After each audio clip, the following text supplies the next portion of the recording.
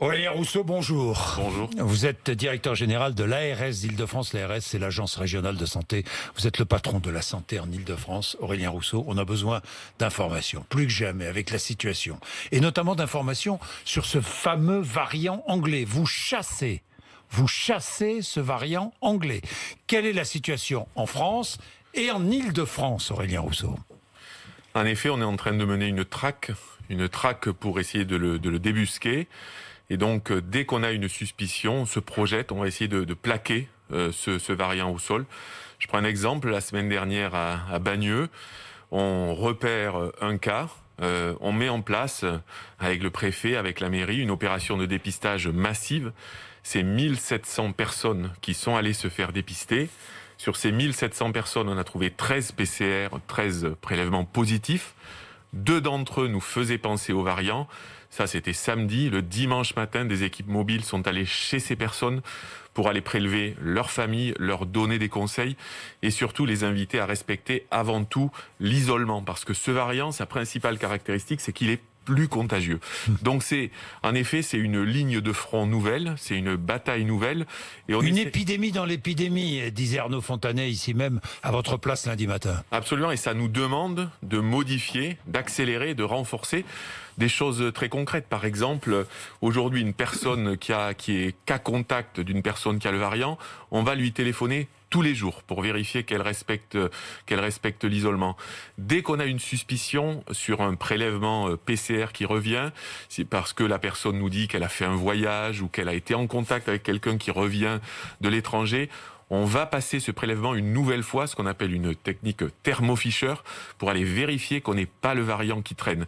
C'est une bataille de tous les instants parce qu'on sait qu'il faut étouffer tous les foyers liés au variant britannique. Alors, enquête nationale et régionale sur ce variant. Combien de cas en Île-de-France de variants anglais? Aujourd'hui, on a très précisément 11 cas confirmés. 11 cas confirmés en Île-de-France. 11 cas confirmés sur lesquels 9 d'entre eux, on considère que l'épisode est clos, comme on dit. Donc on a compris qui avait contaminé. On a limité les chaînes de contamination. Il y en a 2 sur lesquels l'enquête est encore en cours. Par exemple, la personne contaminée à Bagneux, on n'a toujours pas compris par qui elle avait été contaminée. Elle n'a pas voyagé en Grande-Bretagne, elle n'a pas eu de contact. C'est pour ça qu'on est allé voir autour. On a ensuite une quarantaine de cas sur lesquels on a une discordance dans les prélèvements. Qui pourraient être donc des variants. Donc, ça n'est pas confirmé, mais on considère toutes ces personnes et on les traite exactement comme si elles avaient le variant. L'isolement de leurs sujets contacts. Et puis ensuite, 11 cas confirmés, 40 suspicions. 40 suspicions. Et puis ensuite, on a d'autres suspicions plus faibles, mais pareil, on traite pareil. C'est des suspicions plus faibles pour être très concret. C'est des personnes qui ont fait des tests antigéniques, mais qui nous disent qu'elles ont été en contact. Donc cela, on va refaire les tests pour revérifier si c'est ou non le variant. Je rappelle, ce qui se passe en Île-de-France se passe dans toutes les régions de France. C'est très important de vous donner un exemple, de donner l'Île-de-France en exemple. Pourquoi? Parce que c'est la région la plus peuplée de France et puis parce que finalement les mesures prises en Île-de-France sont à peu près les mêmes que celles qui sont prises partout ailleurs. Vous chassez donc ce variant. Je rappelle que ce variant est beaucoup plus contagieux. C'est une mutation du virus, c'est beaucoup plus contagieux. Et les enfants, est-ce que vous pouvez nous confirmer ce matin qu'en Île-de-France, par exemple, la positivité des enfants est en augmentation aujourd'hui? Aujourd'hui, on a eu 2 énormes craintes avec le variant. La première, c'était qu'il y ait une létalité, une mortalité plus forte. Oui. La deuxième, c'est que la répartition par âge des cas graves soit plus importante. On a eu cet élément qui revenait de Grande-Bretagne. Sur ces 2 éléments-là, à ce stade, ça n'est pas confirmé, mais on a effectivement un peu plus d'enfants qui l'ont, mais qui ne développent pas de forme grave. La vraie différence entre le variant et le Covid-19 qu'on connaît depuis 1 an, c'est sa contagiosité. Donc c'est pour ça que quand on dit on a 1% des prélèvements aujourd'hui qui reviennent positifs au variant, on sait qu'on doit tout faire pour plaquer cette situation pour que ça ne monte pas de manière Alors si j'ai exponentielle. bien compris, c'est une lutte de vitesse engagée, il faut dire clairement les choses, lutte de vitesse engagée contre ce variant. Pourquoi ? Parce que le virus que l'on connaît bien depuis un an maintenant, depuis plus d'un an maintenant, bien ce virus, on commence à maîtriser la situation. Et voilà que ce variant change la donne. Aurélien Rousseau, ça change la donne, on est bien d'accord. Une fois encore, en effet, on va devoir s'adapter à un ennemi qui change de nature. Et par ailleurs, on va devoir avoir toutes les écoutilles ouvertes parce qu'il y a le variant britannique. Il peut y en avoir d'autres. Donc c'est pour ça que on renforce au quotidien. On en a trouvé d'autres en Île-de-France ? Aujourd'hui, on n'a que ce variant-là. Mais on est prêt et d'une certaine manière, c'est pas pour inquiéter, c'est pour essayer d'être le plus lucide et le plus transparent. Bien sûr. On sait que d'autres vont venir. L'Île-de-France est une plaque tournante, même si on va renforcer les contrôles aux aéroports. On sait que par plein de canaux, il peut arriver. Oui, les contrôles aux aéroports, mais on devrait peut-être même être encore plus strict aux aéroports, non, Aurélien Rousseau ?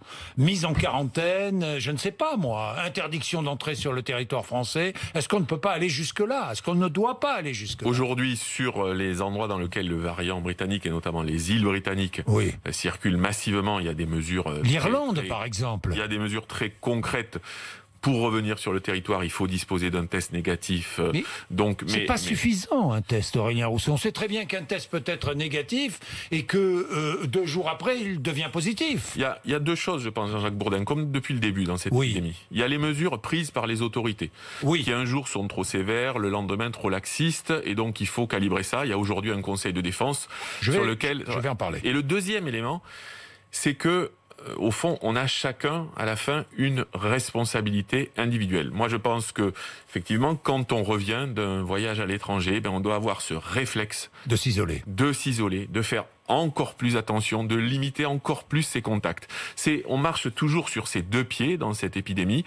Et ce qui est sûr, c'est que les fameux, et on en a peut-être assez d'entendre ce mot, les gestes barrières, la distanciation sociale, à la fin, c'est quand même ceux qui fonctionnent le mieux, le plus, et a fortiori sur une souche de Covid qui est beaucoup plus contagieuse. Est-ce que les Françaises et les Français et les habitants d'Île-de-France se sont bien comportés pendant les fêtes du Nouvel An ? Je parle du Nouvel An parce que Noël, ça s'est plutôt bien passé. Le Nouvel An.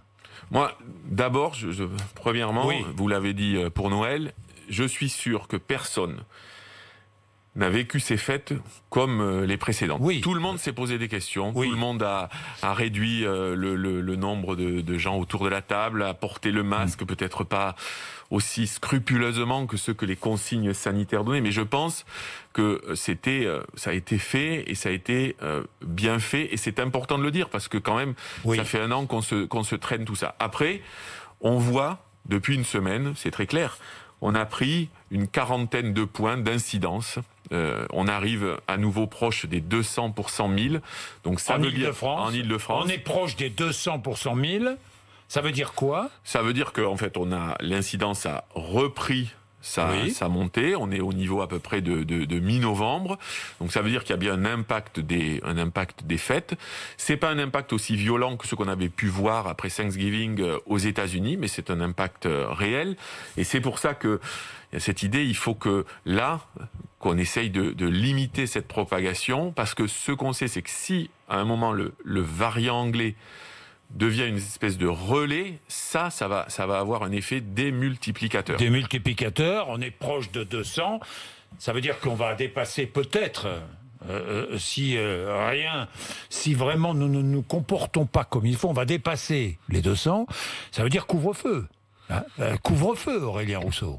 Couvre-feu en Île-de-France. Ça veut dire d'abord... Au moins couvre-feu. Ça veut dire que, et vous le savez, aujourd'hui, la question de l'analyse des mesures à prendre, et y compris des mesures qui peuvent être différenciées d'un endroit à l'autre du territoire, parce qu'on ne vit pas de la même manière à Alès, dans le Gard, ou à Paris. Donc ça, c'est une certitude. Mais la première responsabilité... Enfin, peut-être pas la première. La responsabilité, elle pèse à la fois sur les autorités pour prendre des décisions et sur chacun de nous pour ne pas relâcher la garde. Aurélien Rousseau, Aurélien Rousseau, disons clairement les choses. Ce variant vous inquiète terriblement, inquiète tous les médecins, tous les épidémiologistes. Ce variant, on le chasse. Ce variant risque de faire augmenter, évidemment, le nombre de taux d'incidence, le taux de positivité, de faire augmenter le taux de positivité. Donc il va falloir prendre des mesures. Et pourquoi est-ce qu'on ne les prend pas vite, ces mesures? Pourquoi est-ce qu'on ne les prend pas rapidement pour justement tout de suite tuer dans l'œuf, en quelque sorte, ce variant et son développement? Aujourd'hui, on est au début, on a des taux de présence du variant. Oui, près de 200 en Ile-de-France. Le ministre rappelait hier qu'on a le 1%. taux de variant, mais incidence près de 200, et les variants en augmentation. Voilà, et les variants en augmentation, donc c'est pour ça que dans les jours qui viennent, et dans quelques heures, autour du président de la République, du Premier ministre et du ministre des Solidarités et de la Santé, la situation va être examinée. Mais est-ce que vous demandez, vous êtes le patron de l'ARS d'Île-de-France, vous avez en responsabilité la santé des habitants d'Île-de-France. Est-ce que vous demandez l'extension du couvre-feu à 18h ? On dit beaucoup de choses en ce moment sur l'administration, donc l'administration ne réclame pas. Nous, ce que nous fournissons, c'est au quotidien l'analyse des risques. Et notre responsabilité à très court terme, c'est d'être au taquet de notre mobilisation, de notre vigilance, de notre projection. J'ai compris, mais... Les équipes, je le dis parce que... Mais pour aider les équipes, peut-être pourrait-on prendre des mesures plus strictes. C'est sûr qu'il va falloir prendre de nouvelles mesures. C'est sûr. Après, il va falloir prendre de nouvelles mesures. Il va falloir les calibrer, les décider collectivement. Et encore une fois, ça n'est pas une manière d'essayer de prendre un itinéraire bis. Ce qu'on sait dans cette épidémie, c'est que les mesures, il faut les prendre au bon moment. Parce que quelquefois, quand on les prend trop tôt, elles sont pas comprises et on se fait critiquer en disant ça pouvait attendre. Quand on les prend trop tard, évidemment, c'est funeste comme conséquence. Donc, la mesure, elle n'est justifiée et justifiable que si elle repose sur des preuves et des éléments scientifiques éclairés par les scientifiques. C'est ce qui va se produire et qui est en train de se discuter ces jours-ci. Combien de personnes en réanimation en Ile-de-France? Aujourd'hui, on a 558 personnes en réanimation en Ile-de-France, c'est-à-dire 49,8% de nos capacités initiales. Ça monte ou ça baisse? C'est stable depuis plusieurs semaines. On n'arrive pas à baisser ce chiffre. Ça veut dire que si on a une nouvelle un rebond, on part de très haut. Et hier, en effet, on a eu 46 nouvelles entrées en réanimation. C'est beaucoup. On est toujours dans cette fin de deuxième vague. Cette deuxième vague qui a été plus meurtrière que la première. Certains la relativisé. Aujourd'hui, elle a fait plus de décès en deuxième vague qu'en première vague. Donc on est totalement mobilisé. On continue à être mobilisé parce que un sujet ne chasse pas l'autre. Dans les EHPAD, pour essayer de limiter la contamination. Je vais vous parler de la vaccination. Aurélien Rousseau. Fermeture des écoles, fermeture des cantines des écoles. Aujourd'hui, je pense que ça fait 1 an qu'on vit cette épidémie. Le 24 janvier, ça fera 1 an qu'on a eu les premiers malades en Île-de-France. La société, nos concitoyens, nous-mêmes, on a quand même encaissé. Je pense que les écoles, c'est un sujet qui doit être en particulière vigilance, mais qu'on sait aussi l'impact que ça a eu, la fermeture des écoles au printemps. Donc c'est une mesure que certains évoquent comme la mesure miracle. En fait, il n'y a pas de mesure miracle dans cette lutte contre le virus. Et il faut aussi penser à l'équilibre, à la santé et à la santé aussi. Donc vous n'êtes pas particulièrement favorable à la fermeture des écoles et des cantines scolaires. En revanche, vous dites qu'il faut prendre des mesures plus strictes. Vous l'avez dit. On va nécessairement prendre des mesures. On va prendre des mesures plus strictes. On doit y passer. Est-ce que je peux vous dire, on doit y passer? Non, je pense à certains qui disent, mais non, c'est trop. On n'en peut plus. On doit y passer. La pression, elle est très forte, mais je pense que maintenant, il y a une espèce de maturité collective. Bon. On sait que face à une situation, on doit réagir. Je ne sais pas, moi, dire aujourd'hui quelles sont les mesures les plus pertinentes dans une région comme l'Île-de-France. Ce qui est sûr, c'est que le président de la République le disait hier, il y a à la fois de la stratégie globale à avoir et à la fois de l'adaptation semaine par semaine en fonction des connaissances qu'on a et de ce qu'on apprend. Aurélien Rousseau, la région Île-de-France est l'une des régions où l'on vaccine beaucoup, le plus. Je ne vais pas revenir sur la polémique, sur les lenteurs de la vaccination, quoique. Pourquoi d'ailleurs ça a commencé lentement, cette vaccination en Île-de-France? Vous êtes l'administration, vous êtes le patron de l'administration santé en Île-de-France. Pourquoi est-ce que ça a mis du temps à démarrer? La stratégie qui avait été présentée, arrêtée, elle vise toujours à protéger d'abord les plus fragiles. Ceux qui sont en EHPAD et en unité de soins de longue durée. Est-ce une raison ? Je finis. Donc, on a mis en place, et on l'a expliqué, on l'a présenté à de très nombreuses reprises tout au long du mois de décembre. Peut-être, je le dis très simplement, et Olivier Véran le disait aussi, peut-être qu'on a surestimé le poids des personnes hostiles au vaccin en se disant on doit d'abord gagner la confiance et déployer progressivement. Ce qui est sûr, c'est que la stratégie, on l'a accélérée dans le 18 janvier, c'est-à-dire la semaine prochaine. La campagne de vaccination dans tous les EHPAD de la région, elle est lancée. Mais je vous donne un exemple. Il y a 700 EHPAD dans la région Île-de-France. C'est pas d'un claquement de doigts que ça se fait. Moi, aujourd'hui, mes équipes travaillent avec chacun des EHPAD pour savoir: est-ce que vous avez un médecin? Est-ce que vous avez des infirmiers? Est-ce que vous avez des problèmes particuliers pour le jour J, quand on devra vacciner? Et à ces problèmes, on essaie, pas tout seul, avec les collectivités, de répondre. Donc aujourd'hui, combien de personnes vaccinées en Ile-de-France? Aujourd'hui, on a vacciné un peu plus de 40 000 personnes en Ile-de-France. Sur ces 40 000 personnes, il y en a 8 000 qui sont en EHPAD. Il y a beaucoup de professionnels de santé. On a vacciné hier plus de 10 000 personnes.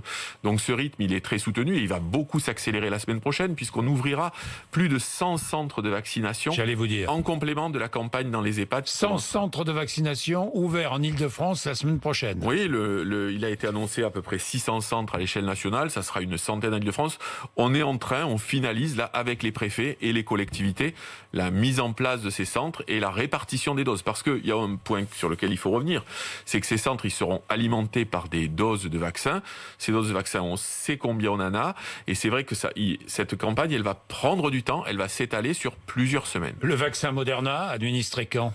Le vaccin Moderna, comme vous le savez, d'abord on a des volumes qui sont pas très importants, et par ailleurs le choix qui est fait, je pense tout à fait légitime, c'est de le projeter essentiellement dans les régions où l'épidémie est encore plus violente. Donc pas de Moderna en Ile-de-France. Donc pas de Moderna à court terme en Ile-de-France. À court terme. Voilà. Bon, le centre de vaccination dans les arrondissements de Paris, c'est ce que demande la mairie de Paris ? Mais il y aura des centres de vaccination dans tous les départements. Quand je dis qu'on en aura plus de 100 en Ile-de-France, on est en train de travailler. Cette liste, elle est en train de stabiliser. Mais derrière une adresse, c'est pareil. Les centres de vaccination, c'est des soignants, c'est du matériel, c'est un standard téléphonique pour pouvoir répondre. Donc avant de se lancer, on veut vérifier qu'on est totalement aligné sur tout cela. Les plus de 75 ans pourront être vaccinés à partir du 18, la semaine prochaine. Comment fait-on ? On s'inscrit ? On prend rendez-vous ? On prend rendez-vous sur Doctolib, par exemple ? Il y aura deux moyens. Le premier, c'est qu'il y aura évidemment, qui est le principal, qui sera effectivement ces plateformes pour s'enregistrer. Doctolib et d'autres, comme le pratiquent des dizaines de millions de Français, y compris des Français âgés aujourd'hui. Et il y aura des numéros de téléphone. À la fois, chaque centre aura un numéro de téléphone où on pourra prendre rendez-vous. Et par ailleurs, on aura un numéro national qui renverra sur ces centres pour qu'on prenne rendez-vous une fois qu'on aura renseigné son code postal. Les pharmaciens pourront bientôt vacciner aujourd'hui, en Ile-de-France. Avec le vaccin Pfizer, c'est une très grosse difficulté, vous le savez. On le conserve à moins 80 degrés. Ensuite, on a 5 jours une fois qu'il est décongelé. Ça rend, on a regardé ça 50 fois, ça rend le passage par les pharmaciens très compliqué. Ça serait une solution. Les pharmaciens, ils ont fait, depuis le début de cette épidémie, un boulot extraordinaire. Et la grippe, en un jour de grippe, de vaccination contre la grippe, on a fait 1,5 million de vaccinations. C'est pour ça qu'on attend des vaccins qui auront des contraintes techniques moins lourdes pour pouvoir aussi passer par les pharmaciens, par les médecins de ville. Aurélien Rousseau, puisque je vous parle de la grippe, les autres maladies à virus, la grippe, la gastro, la bronchiolite, quelle est la situation en Ile-de-France ? Il n'y en a pas ou très peu, toujours ? Il y en a très peu, il y en a toujours très peu. C'est une bonne nouvelle parce que par ailleurs, c'est des capacités qui ne sont pas utilisées. En temps normal, la grippe, les complications de pneumologie sur les personnes âgées, c'est très important. Ça veut dire que les gestes barrières, quand on sera revenu à la normale, il faudra qu'on apprenne à les garder. Donc ça, c'est quelque quelque chose de très positif. On avait connu l'an dernier une épidémie de bronchiolite lourde, une épidémie de grippe lourde. Donc en effet, aujourd'hui, on n'a pas nos capacités d'hospitalisation qui sont saturées par ce type de pathologie. Aurélien Rousseau, pour terminer, je vous pose cette question que j'ai posée sur Twitter et qui suscite un large débat. Quand on est anti-vaccin, peut-on se plaindre de la lenteur de la vaccination ? D'abord, j'ai trouvé cette question intéressante. Moi, je pense qu'il y a deux catégories. Il y a des gens anti-vaccins, oui, anti-vax, j'allais dire militants. Oui. Et puis, il y a une bonne partie de Français qu'on peut côtoyer qui ont des questions légitimes. Mais depuis le début de cette épidémie, entre les interrogations, les doutes et la suspicion, quelquefois les frontières s'effacent. Notre responsabilité, c'est de parler, c'est de convaincre les gens qui ont ces interrogations tout à fait légitimes. Aujourd'hui, dans un EHPAD, je prends un exemple, un des premiers EHPAD qu'on a vacciné la semaine dernière à Bagnolet, on avait 67% de personnes qui se sont fait vacciner. Dans la même semaine à Villejuif, dans un autre EHPAD, on était à 17. Ça veut dire que, en fait, les gens ont besoin d'être informés de façon transparente. Ce qui est sûr aujourd'hui, ça ne fait aucun doute, on a des millions de vaccinations dans le monde, c'est que ce vaccin... Pas d'effet indésirable en Île-de-France. Il y a eu un effet indésirable qui a été totalement maîtrisé sur une personne qui avait des allergies, qui a tout de suite été prise en charge et sur lesquelles il n'y a aucune conséquence de quelque gravité que ce soit. Merci Aurélien Rousseau. Merci D'être venu nous voir ce matin. Il est 8h54 RMC et BFM TV.